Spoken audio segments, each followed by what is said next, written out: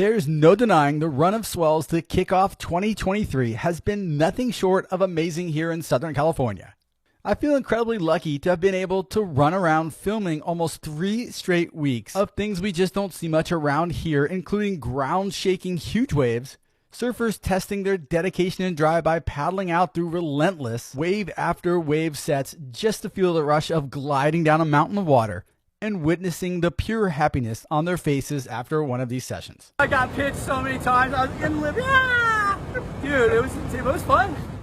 At the tail end of this run, we were treated with something special. A true novelty wave that hasn't broke like this for decades. When you think of Southern California surfing, you generally think about spots like Malibu, Huntington Beach, Lowers, Newport, and even those closeouts at El Porto. But Seal Beach? You generally don't think of Seal Beach for surfing because it never breaks, especially like what I saw on Friday, January 13th. Yeah, there's a crazy inside wave which detonates in knee-high water, but even that only breaks a couple times per year.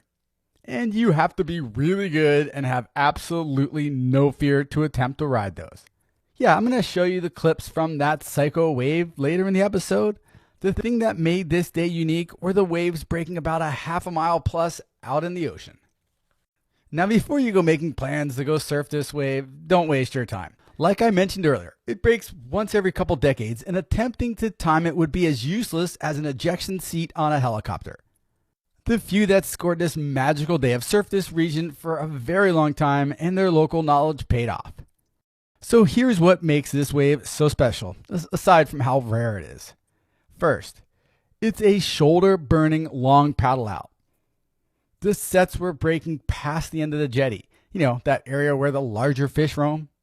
Second, these waves had a ton of personality. Even though the waves had plenty of size, they were super hard to actually catch. Everyone out there was riding big boards, but even having all that volume didn't help with some. The waves would play weird tricks, bluffing surfers into thinking they were going to break, but then would back down. Then on the very next set, the wave would approach looking very laid back until a surfer was ready to stand up. That's when it would unleash a hostile throw of the lip, sending the surfer head over heels.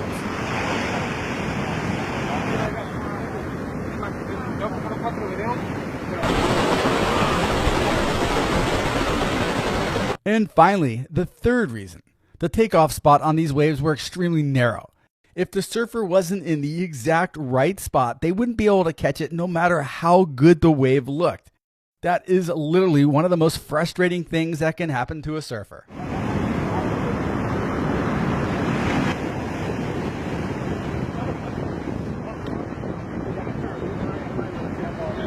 When a surfer was lucky enough to catch one of these gems, they were in for a long ride which resembled a snowboarder gliding down a mountain of fresh snow. This is not a heavy, top-to-bottom, barreling type of wave.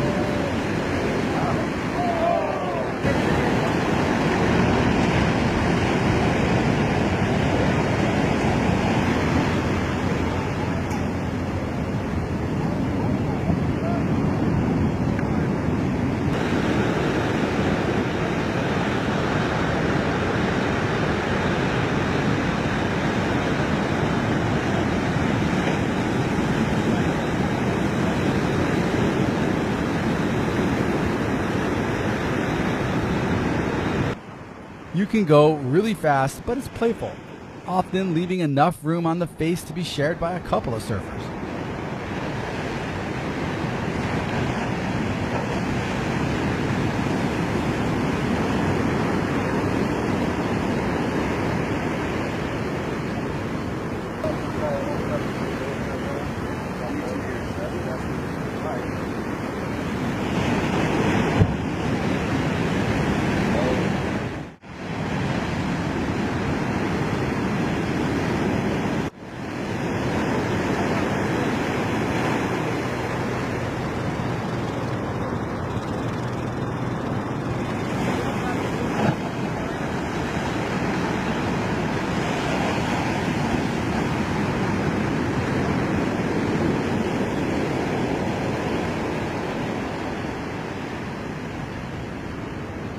You could ride the bigger waves for over a minute long, starting from way outside and riding all the way to the beach. But surfer beware. That soft, slopey wave gets very angry as it nears the beach, almost as if it knows its long journey across the ocean is coming to an end and it's none too pleased about stopping. So it rears up like an angry child throwing a tantrum because it's time to leave the playground and detonates. This wave that breaks along the shallow shore is the polar opposite. You are not going to see people riding these on longboards. This wave is far too steep and fast for that. This zone is generally occupied by boogie boarders and the occasional shortboarder who can get to their feet quicker than a toupee in a hurricane. Instead of gliding across those gentle slopes of water like those on the outside waves, these brave souls are getting catapulted down the face of a half water, half sand beast of a closeout barrel. Hey, you know what? If any of you watching this are chiropractors, you could make a fortune setting up a table right there on the sand.